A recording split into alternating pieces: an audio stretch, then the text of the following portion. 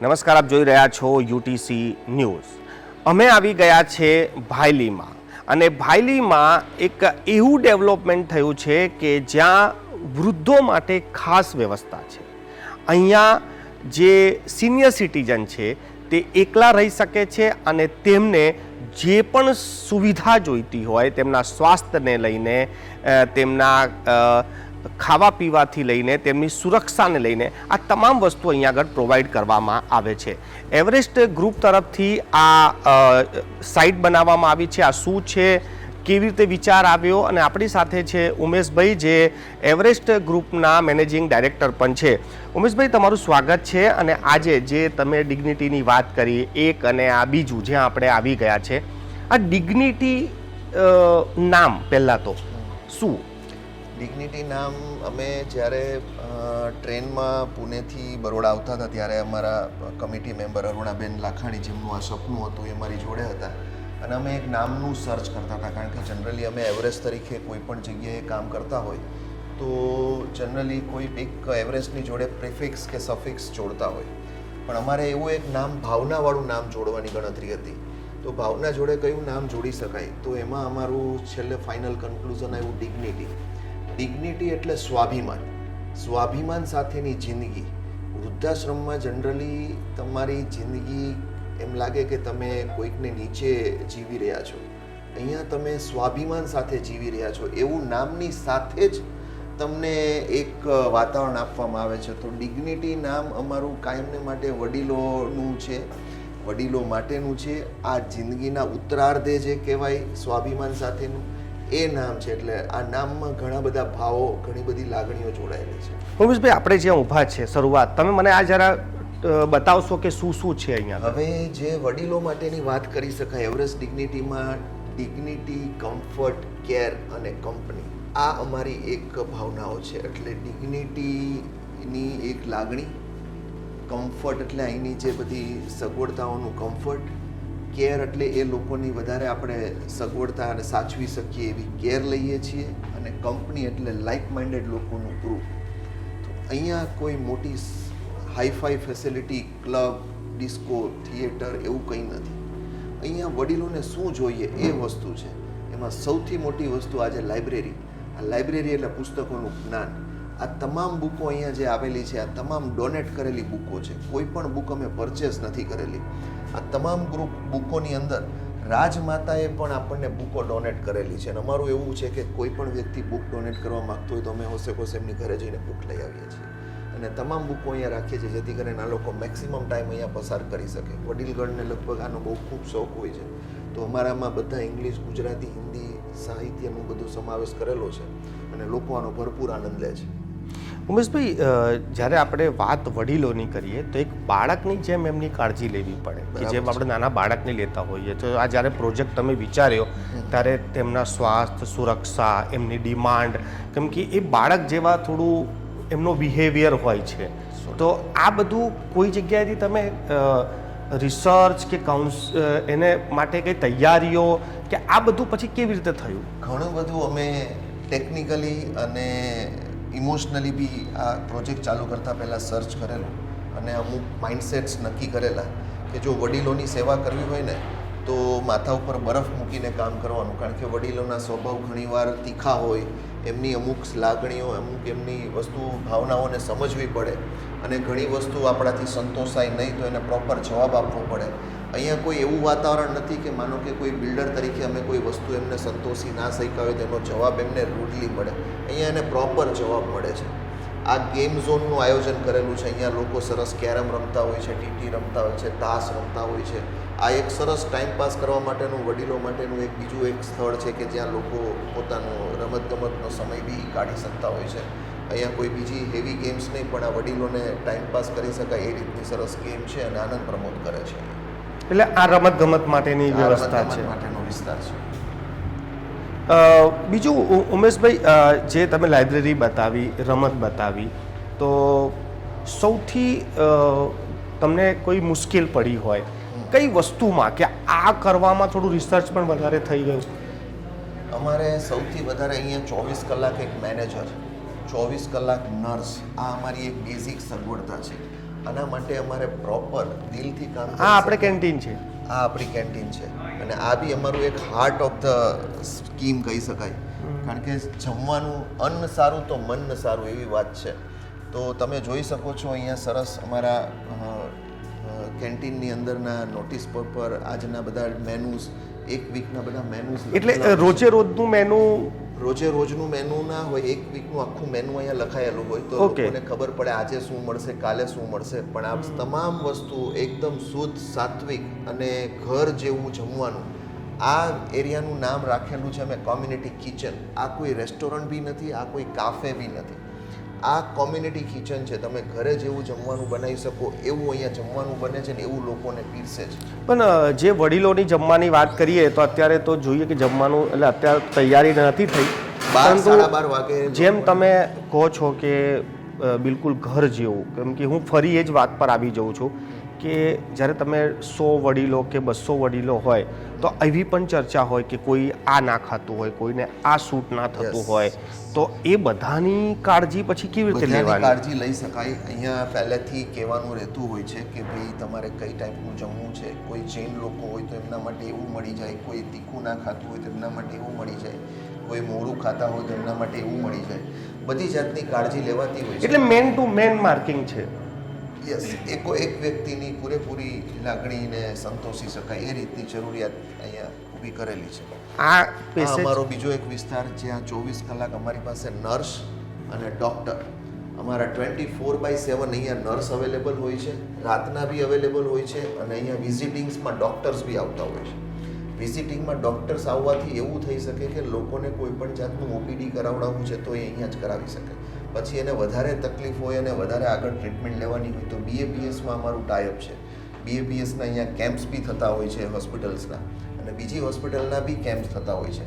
જેથી કરીને લોકોને એક કહેવાય ને કે એમને પ્રાઇમરી સારવાર માટેના બધા જે ટ્રીટમેન્ટ્સના જે કંઈ એમને ઈલાજ કરવાના હોય એ ડોર સ્ટેપ મળી આવે. આ જ જગ્યા ઉપરથી એમને તમામ સગવડતાઓ મળે. ડૉક્ટર બી આપણા ઘર ઉપર આવી જાય છે એવી સગવડતાઓ છે. આ જીમ એરિયો છે. આ જીમની સાથે સાથે ફિઝિયો સેન્ટર છે. અમારું સૌથી મોટી વસ્તુ આ ફિઝિયો સેન્ટર. આજે કોઈ પણ વ્યક્તિને ઘરમાં કંઈક લાગેલું હોય, કંઈ પણ પ્રોબ્લેમ હોય તો એમને ફિઝિયો સેન્ટરમાં ફિઝિયોથેરાપિસ્ટ એક્ટિવિટી માટે જવું પડતું હોય છે. અને એ સમયે જ્યારે એ વ્યક્તિને ઘરની બહાર નીકળીને બીજા પ્રિમાઇસીસમાં ફિઝિયો માટે જવું પડે ત્યારે ખૂબ તકલીફ પડતી હોય છે. આજે ફિઝિયો સેન્ટર અહીંયા છે અને ડૉક્ટર્સ બી અહીંયા આવતા હોય છે. આ ડૉક્ટર્સની ટ્રીટમેન્ટ લેવા માટે કોઈ પણ વ્યક્તિ પોતાનું નામ નોંધાવી શકે છે અને બહુ નજીવા 100-150 રૂપિયાની અંદર આજે ટ્રીટમેન્ટ આપણી જ પ્રિમાઇસીસમાં નીચે મળે છે, જે બહુ એક નોંધપાત્ર વસ્તુ છે.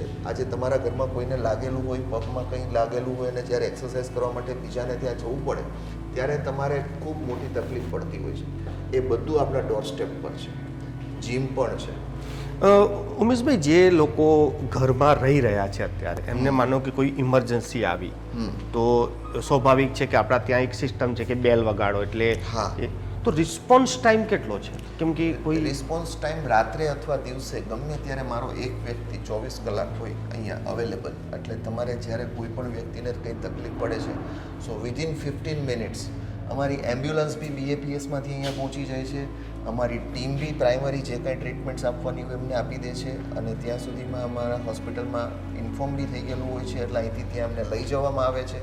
અને બહુ સમજવા જેવી વસ્તુ છે કે 15 મિનિટની અંદર જ્યારે પેશન્ટને ત્યાં પહોંચાડી દઈએ છીએ ત્યારે પૈસાની ડિમાન્ડ કરતાં પહેલાં મારા પેશન્ટની ટ્રીટમેન્ટ ચાલુ થઈ જાય છે.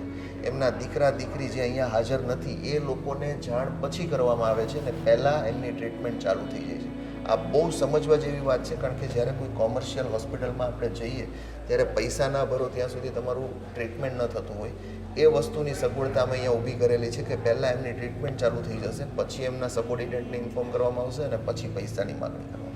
ઉમેશભાઈ, અહીંયા જેમ હું સમજી રહ્યો છું કે જે સિનિયર સિટીઝન રહેતા હોય, હવે કોઈના દીકરા દીકરી કંઈ બહાર રહેતા હોય કે બીજા સિટીમાં રહેતા હોય તો એમને માનો કે આવવું છે, અહીંયા મળવું છે, તો એ સાથે એમની સાથે રહી શકે કે પછી એમના માટે અલગ વ્યવસ્થા? જો ઘર નાનું હોય તો અમારે પાસે અહીંયા તમે જોશો તો 1 થી લઈને 5 સુધીના ગેસ્ટ રૂમ છે. હોટલ જેવા ગેસ્ટ રૂમ્સ બનાવેલા છે, જેથી કરીને કદાચ કોઈ વ્યક્તિને 5-15 દિવસ માટે કોઈ વ્યક્તિ આવતું હોય તો એમને પોતાના દીકરા દીકરીઓને ઘરથી મિત્રોને દૂર ના રાખવા પડે.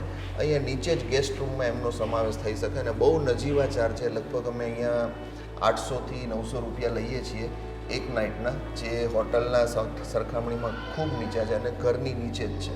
કોઈનું 1 BHK હોય અને એમના મિત્ર કે વડીલ કે દીકરાઓ કોઈ આવવાના હોય તો 15 દિવસ માટે એમને રૂમ મળે છે. બહુ નજીવા ચાર્જ છે. આમ જોડે રહી શકે અને જમી બી જોડે શકે. આખો દિવસ જોડે હોય, ખાલી સુવા માટે ગેસ્ટ રૂમ યુઝ કરી શકે. તો ગેસ્ટ રૂમની સગવડતા, સર્વન્ટ રૂમની સગવડતા, પછી આપને મેઇન આગળ મેનેજર રૂમની સગવડતા બતાવું, એ બધી સગવડતાઓનું અહીંયા પૂરેપૂરું વ્યવસ્થિત આયોજન કરેલું છે. ઉમેશભાઈ, આપણે એક રૂમમાં જઈશું જ્યાં લોકો રહી રહ્યા છે અને એ લોકો સાથે એ લોકોના જે સુવિધાઓ એક રૂમમાં શું શું આપવામાં આવી છે એ આપણે જોવી હોય તો તમને અત્યારે એક મેનેજર રૂમ બતાવું. જી જી જી. મેઇન અમારો જે ફોકલ પોઈન્ટ, અમારો જે કોન્ટેક્ટ પોઈન્ટ છે એ મેનેજર છે. 24/7 કોઈ પણ મેમ્બરને નાનામાં નાની તકલીફ પડી છે તો મેનેજરને ફોન કરે છે અને મેનેજર અહીંયા 24 કલાક અવેલેબલ હોય છે. આ આપણી મેનેજરની આ આપણી મેનેજરની ઓફિસ છે અને અહીંયા 24 કલાક મેનેજર અવેલેબલ હોય છે. મેનેજરના ટેબલ પર આજે CCTVનો પૂરેપૂરો કંટ્રોલ, ઇમરજન્સી સ્વિચનો પૂરેપૂરો કંટ્રોલ. આ સગવડતાઓ અહીંની મુખ્ય સગવડતાઓ છે કે ઇમરજન્સી સ્વિચ જ્યારે ઉપર એમના ઘરની અંદર એ પુશ કરે છે ત્યારે પેનિક કોલ અહીંયા મળે છે અને મેનેજર પાસે હરેક ઘરની એક ચાવી પણ હોય છે. ઓકે, ઇમરજન્સીમાં ખોલી શકે, ઇમરજન્સીમાં એનું ઘર ખોલી અને એને રેસ્ક્યુ બી કરી શકે છે. મેનેજરના આરામ કરવા માટેનું મેનેજર રૂમ, ટોયલેટ બાથરૂમ સાથેનું ઓફિસ, આ અમારું એક મુખ્ય પોઈન્ટ ઓફ કોન્ટેક્ટ છે કે કોઈ પણ વ્યક્તિને નાનામાં નાની જરૂરિયાત, એમને કામવાળા બહેનો જોતા હોય, એમને કોઈ મેન્ટેનન્સનો પ્રોબ્લેમ હોય, એમને રિક્ષા બુક કરાવવી હોય, ટેક્સી બુક કરાવવી હોય, કોઈ પણ જાતની જરૂરિયાત હોય, અહીંયા મેનેજર ટેબલ ઉપરથી એમને વિધાઉટ એની કોઈ એક્સ્ટ્રા ચાર્જીસ અહીંથી સંતોષ આપી શકે છે. ઉમેશભાઈ, હવે આપણે એ જે રૂમ, જે ઘર છે જે આપણે વડીલો માટે બનાવ્યા છે, તો એને આપણે જોઈશું કે એ કેવા છે અને એમાં આપણે કઈ કઈ સુવિધાઓ આપીએ છીએ. 109 નંબરનું ઘર આપણે જોવા જઈએ, ઉપર 109 નંબરનું આપણું સેમ્પલ ફ્લેટ છે. હું તમને ઉપરનો રૂમ બતાવડાવું છું. 1 BHK જય. અને અહીંયા આપણું એક બેન્ક્વેટ બી છે જ્યાં લોકો યોગા, મૂવી અને આ બધાનો આનંદ લઈ શકતા હોય છે. આ બધી જ વસ્તુ તમે ગ્રાઉન્ડ ફ્લોર પર જ કરી દીધી છે, એટલે સ્ટેપ્સ, એમને કોઈ સ્ટેપ્સ ચડવા ના પડે કે બધું જે ગ્રાઉન્ડ ફ્લોર પર છે. આ પ્રીમાઇસીસનો એક બહુ ટેકનિકલ આર્કિટેક્ટને અને કોઈ ડિઝાઇનરને સમજવા જેવો છે કે જ્યારે મારો કોઈ પણ વ્યક્તિ, પેશન્ટ, અહીંનો રહેવાસી સિક્યુરિટી કેબિન પાસે પહોંચે છે ત્યારથી મારી પ્રીમાઇસીસમાં ટેરેસ સુધી કોઈ પણ એમેનિટીઝમાં, એમના બાથરૂમમાં, એમના ઘરમાં, પેસેજમાં, એમેનિટીઝમાં, ગાર્ડનમાં ક્યાંય પણ એમની વ્હીલચેર ઊભી ના રહી શકે ને એવી ડિઝાઇન છે.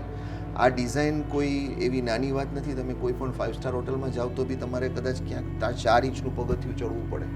આ આખી પ્રીમાઇસીસમાં ક્યાંય પણ તમને 1 ઇંચથી મોટું સ્ટેપ નહીં મળે અને 1 ઇંચનો બી સ્લોપ વધારે નહીં હોય. એટલે વ્હીલચેર આરામથી જતી રહે. ટોટલ સોસાયટી મારી વ્હીલચેર ફ્રેન્ડલી છે.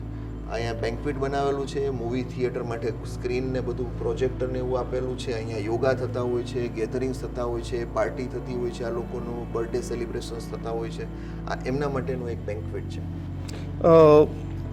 આપણે રૂમ તો જોઈશું, પરંતુ ઉમેશભાઈ, જે તમે જેમ આપણે વાત કરી કે તમારી જ્યારે ડેવલપિંગના કરિયરમાં શરૂઆત અને તમારી સાઇટોની શરૂઆત, ત્યારે કોઈ પણ એક યંગ ડેવલપર હોય તો એને એવું હોય કે હું વધારે સાઇટ બનાવી દઉં કે હાઈ રાઇઝ બનાવી દઉં કે મોટા બંગલોઝ બનાવી દઉં.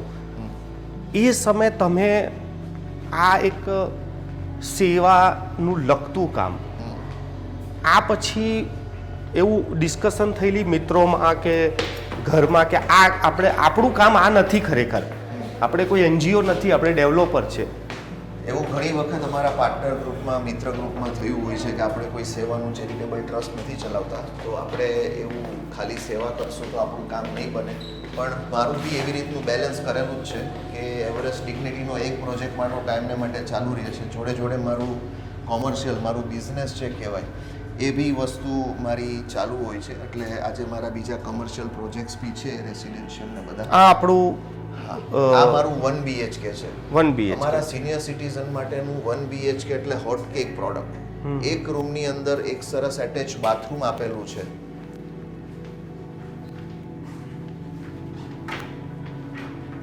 એમની અંદર બી બહુ સમજવા જેવી આ સરસ આ ઇમરજન્સી સ્વિચ આપેલી છે. આ ઇમરજન્સી સ્વિચનો કંટ્રોલ નીચે મેનેજર રૂમમાં છે. કદાચ કોઈ વ્યક્તિ પડી જાય તો એમને કદાચ આ ખાલી સ્વિચ જ ખેંચવાની છે. આ ખેંચતાની સાથે જ મેનેજરને એમનો કોલ મળી જાય છે અને એમને અટેન્ડ કરે છે.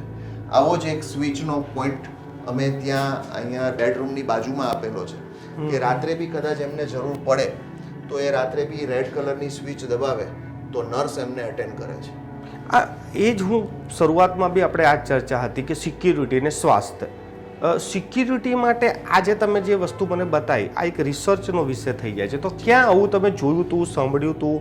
આવું ઘણી બધી જગ્યાએ અમેરિકા, પૂના, મુંબઈ, દિલ્હી, ઘણી બધી જગ્યાએ યુરોપમાં બી આવા ઘણા બધા care homes, assisted living, rehab centres બનતા હોય છે.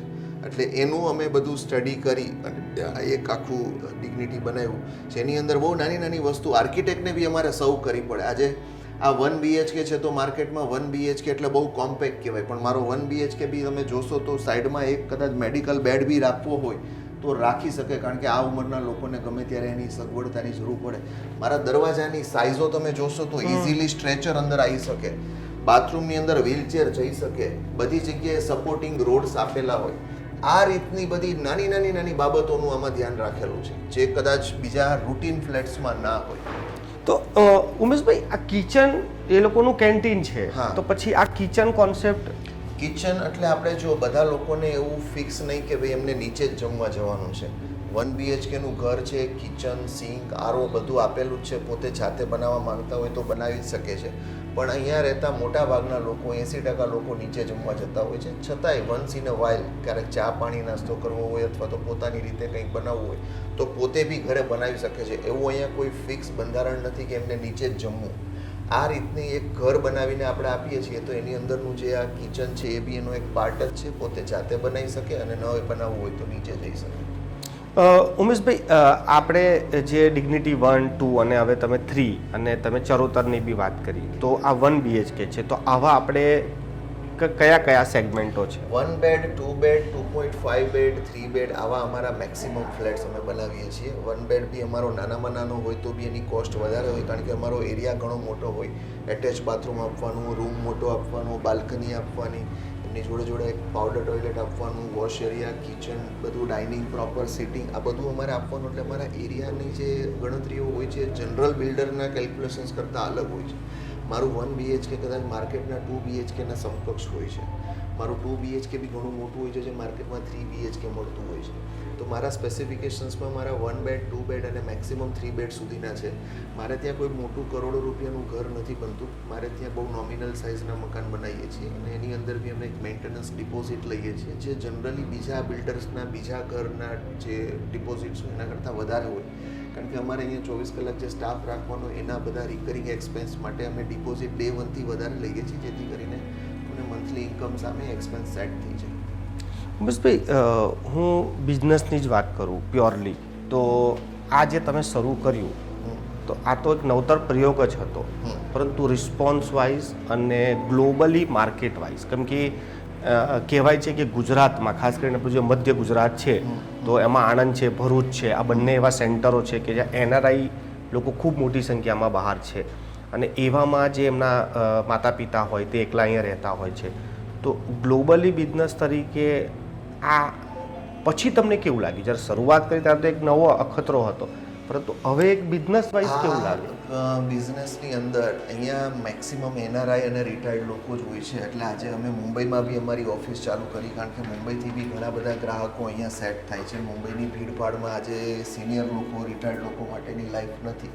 એ જ રીતે અમારે અત્યારે US, UK, આફ્રિકા, ગલ્ફ બધી જગ્યાએથી પુષ્કળ પ્રમાણમાં અમારા ગ્રાહકો બંધાયેલા છે અને અમારી અવારનવાર બધી જ કન્ટ્રીમાં વિઝિટો થતી હોય છે. હું જાતે માર્કેટિંગ માટે દરેક કન્ટ્રીઝમાં કેનવાસિંગ માટે જતો હોઉં છું અને ત્યાંથી ઘણા બધા વ્યક્તિને આ વસ્તુનું માર્ગદર્શન આપું છું અને એ લોકો પછી જ્યારે અહીંયા ઇન્ડિયા આવે છે અને જોવે છે અને બાય કરે છે. તો મારું અત્યારે NRI ઉપર બહુ મોટું ફોકસ છે અને NRI માટે સ્પેન્ડિંગ કેપેસિટીની વાત કરીએ, ઇકોનોમિક્સની વાત કરીએ તો ઇઝીલી ઇકોનોમિક્સમાં બેસી જાય છે, કારણ કે એ લોકોને ડોલર પાઉન્ડના પૈસાની સામે આપણું ઇન્ડિયન રૂપીઝમાં સ્પેન્ડ કરવું બહુ ઇઝી હોય છે અને સેકન્ડલી એની સામે જે સગવડતાઓ મળે છે જે ફોરેનમાં ખૂબ કોસ્ટલી હોય છે. આજે નર્સિંગ સગવડતા, મેડિકલ સગવડતા, કામવાળા બહેનોનો ચાર્જીસ, આ બધું ફોરેનમાં જાઓ તો ક્યારેક તો મળતું બી નથી, અને મળે છે તો ખૂબ મોટા પ્રમાણમાં મળે છે. તો એની સામે આજે ઇન્ડિયામાં એક આવું નાનું ઘર રાખેલું હોય તો બધી સગવડતાઓ એને બહુ નજીવા દરે મળતી હોય છે.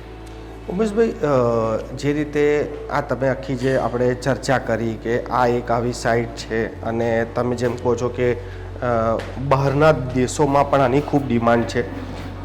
જે સિનિયર સિટીઝનો હોય છે ને એ લોકોને નાણાં જે રૂપિયા હોય ને એમની વેલ્યુ બહુ વધારે હોય યંગ કરતાં.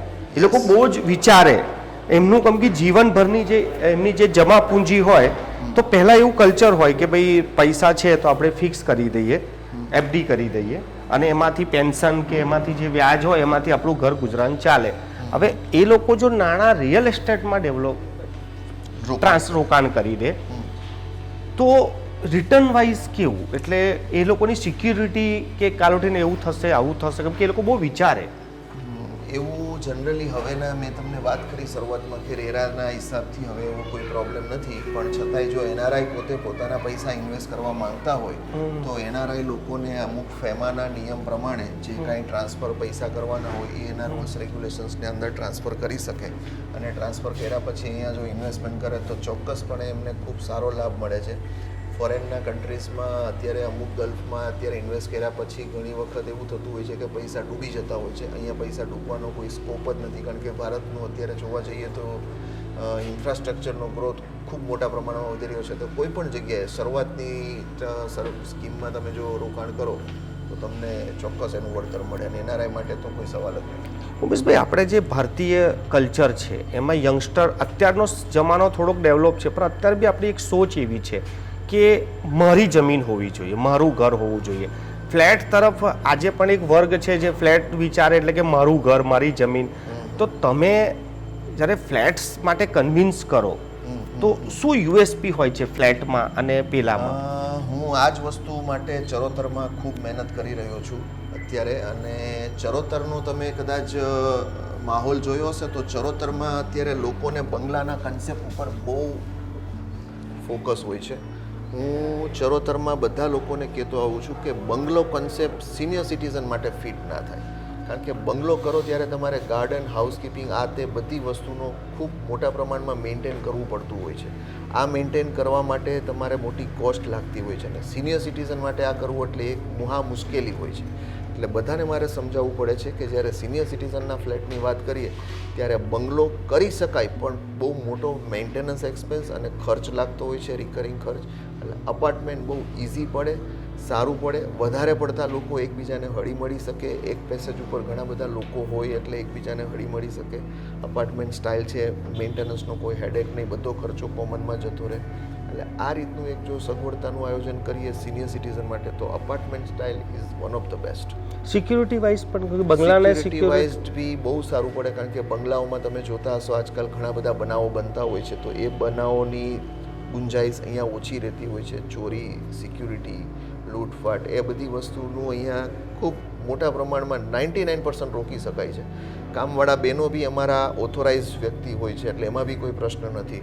સિક્યુરિટી ગેટથી જ તમારે અંદર આવવું હોય તો તમારે પૂછવું પડતું હોય છે. મેનેજરને કહીને તમને ઉપર જવા દેતા હોય છે. તો બિંદાસ એમનું ઘર કદાચ ખુલ્લું બી હોય તો કંઈ પણ વસ્તુનો પ્રોબ્લેમ ના થાય એવું અહીંયા વાતાવરણ સેટ કરેલું છે. ઉમેશભાઈ, આપણે આખીરમાં જે અમારા દર્શકો છે જે જોઈ રહ્યા છે, અહીંયા એ લોકો વિઝિટ કરવા આવે તો કેવી રીતે આવે અને શું અમારા વેબસાઇટ ઉપર તમે ઇન્ક્વાયરી નાખી શકો છો, તો અમારા એક્ઝિક્યુટિવ કોલ કરશે. અમારો નંબર વેબસાઇટ ઉપર અવેલેબલ છે, તમે એમને ફોન કરશો તો એ તમને પ્રોપરલી ગાઈડ કરશે. તમને આવવામાં તકલીફ પડતી હશે તો ડ્રાઈવર અને ગાડી મોકલશું જોવા માટે, અને આ એમેનિટીઝ બધી લાઈવ છે. વધારે પડતું બોલવા કરતાં તમે અહીંયા આવીને સ્કીમ જુઓ, લોકોને મળો, એટલે તમારો લગભગ કન્સેપ્ટ ક્લિયર થઈ જશે કે how exactly the system is working, how the people are living over here, because this is not a vriddhashram kind of care homes, it is a kind of retirement community where all like minded people, well to do people are living happily over here. ખૂબ ખૂબ આભાર અમારી સાથે ચર્ચા કરવા માટે, અને આખી જે નવતર પ્રયોગ જે રિયલ એસ્ટેટ ક્ષેત્રમાં કરવામાં આવ્યું, વડોદરા એક સંસ્કારી નગરી કહેવાય છે, શાંત નગરી કહેવાય છે, નાનું શહેર છે પરંતુ સુંદર શહેર છે. અને એવામાં એક આ સુંદર ડેવલપમેન્ટ જ્યારે સિનિયર સિટીઝનો માટે કરવામાં આવ્યું છે અને ખૂબ જ સફળતાપૂર્વક એ ચાલી પણ રહ્યું છે. આ ખૂબ સારી વાત છે. સપના જોવા અલગ વાત છે, પરંતુ જ્યારે સપના સાકાર થઈ જતા હોય તે ખૂબ મોટી બાબત છે.